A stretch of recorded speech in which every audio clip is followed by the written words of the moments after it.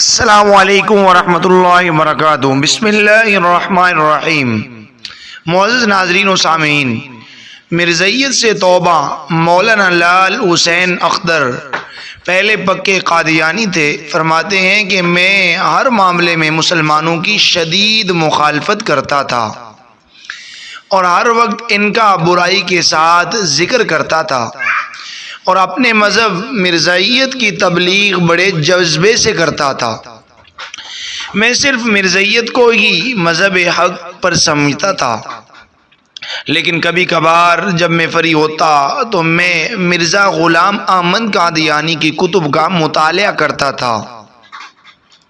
مجھے اس کی بہت ساری باتوں پر اشکال ہوتا، لیکن میں یہ سوچ کر اگنور کر دیتا، کیونکہ ہمارے پیشوا ہمیشہ یہ کہا کرتے تھے کہ ضروری نہیں کہ مذہب کی ساری باتیں تمہاری سمجھ میں آ جائیں، جو سمجھ میں آ جائیں ان پر عمل کر لیں، اور جو سمجھ میں نہ آئیں انہیں چھوڑ دیں۔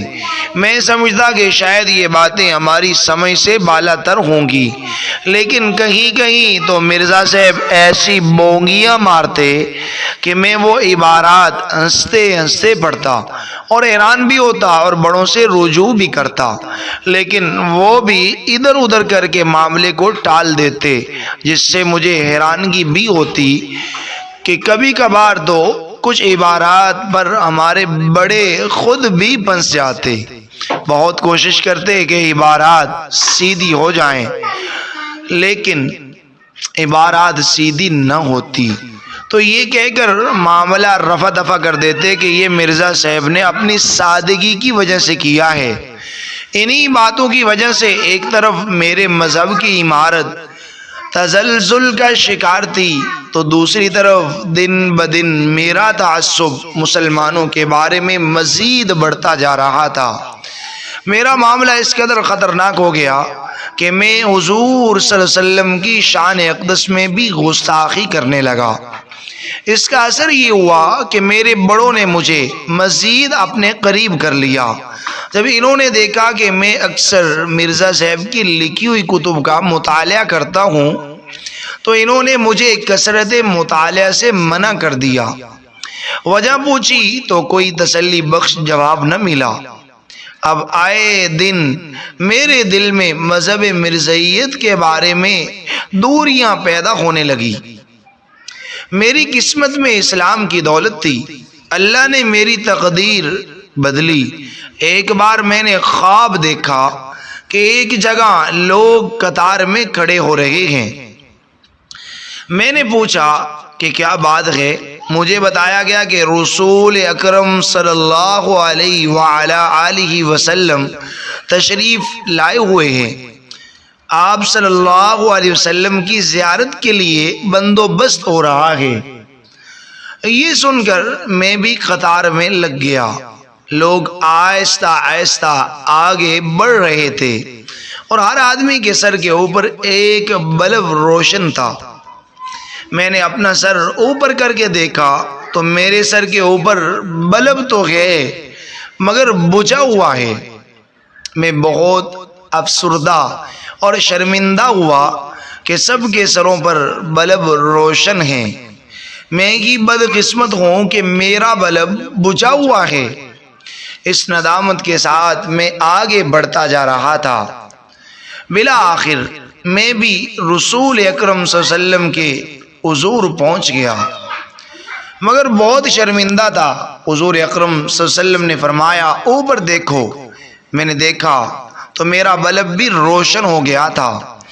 آنکھ کھلی تو یقین ہو گیا کہ اب تک میرے ایمان کا بلب بجھا ہوا تھا، اب خاتم النبیین صلی اللہ علیہ وسلم کی نگاہ اور التفات سے روشن ہو گیا ہے۔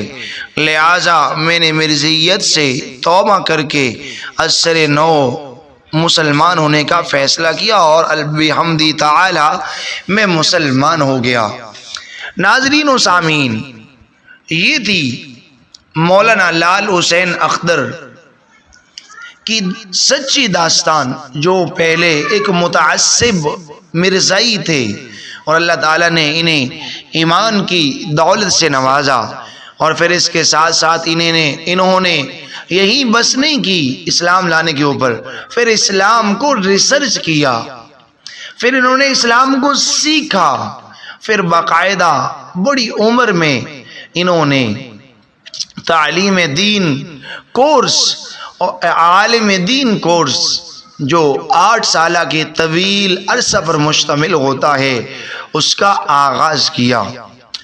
اور پھر اللہ تعالیٰ نے وہ وقت بھی انہیں دکھایا کہ لوگ انہیں پہلے لال حسین اختر کے نام سے یاد کرتے تھے، اور پھر انہیں مولانا لال حسین اختر کے نام سے یاد کیا کرتے تھے۔ اور پھر وہ وقت بھی آیا کہ مولانا مرزائیت کے خلاف میدان میں اترے، اور انہوں نے بڑی تیزی کے ساتھ مرزائیت کے خلاف کام کیا، اور ان کی تاریخ اتنی کامیاب ہوئی کہ ان کی محنت و کوشش کی وجہ سے لاکھوں مرزائی مسلمان ہوئے، لاکھوں ہمارے بھٹکے ہوئے وہ مسلمان جو اپنی کم علمی کی وجہ سے مرزائیت کے جانسے میں آ کے انہوں نے اسلام جیسے خوبصورت مذہب کو ترک کر دیا تھا، ان کی سچی اور کھری باتیں سن کے وہ اپنے اسلام کی طرف واپس آ گئے، کیونکہ یہ مرزائیت کو اچھے طریقے سے جانتے تھے، اور پھر انہوں نے مرزائیت کو پڑھا تھا اور پھر ریسرچ کیا تھا، یہ مرزائیت کی ہر خامی کو، ہر کمزوری کو بخوبی جانتے تھے، اور پھر انہوں نے مذہب مرزائیت کو کھول کر بیان کیا، جس کی وجہ سے مسلمانوں کی جماعت میں دن بدن اضافہ ہونے لگا۔ وہ بھٹکے ہوئے مسلمان جنہوں نے مسلمانوں نے اپنے اسلام کو ترک کر کے مرزائیت کو اختیار کیا تھا، پھر آئے دن وہ جوک در جوک اسلام کی طرف اپنا رخ کرنے لگے، اور پھر یہی مولانا لال حسین اختر، اور پھر ایک وقت آیا کہ اس دنیا فانی سے رخصت ہو گئے۔ تو ناظرین و سامعین، ہماری زندگی کا ایک مخصوص وقت ہے، وہ تو ہم نے گزار کے ہم جس منزل کے مسافر ہیں ادھر جانا ہی ہے، تو ہمیں چاہیے کہ اپنی زندگی میں کچھ کام ختم نبوت کے لیے ایسے کر جائیں تاکہ وہ کام ہمارے مرنے کے بعد ہمارے کام آئے، اور کل قیامت کے دن حضور اقدس صلی اللہ علیہ وسلم کی جب سامنا ہو تو ہمارا جو سر ہے وہ فخر سے بلند ہو۔ تو مولانا لال حسین اختر کی رداد آپ نے سنی، آپ کو کیسی لگی؟ ناظرین و سامعین کمنٹس باکس میں اپنی آراء کا اظہار ضرور کیجئے۔ اگر آپ نیو ہیں تو ہمارے چینل کو سبسکرائب کیجئے، ویڈیو کو لائک اور شیئر کرنا مت بھولیے۔ جزاکم اللہ خیر، آپ کا اپنا چینل انٹرسٹنگ سٹوری۔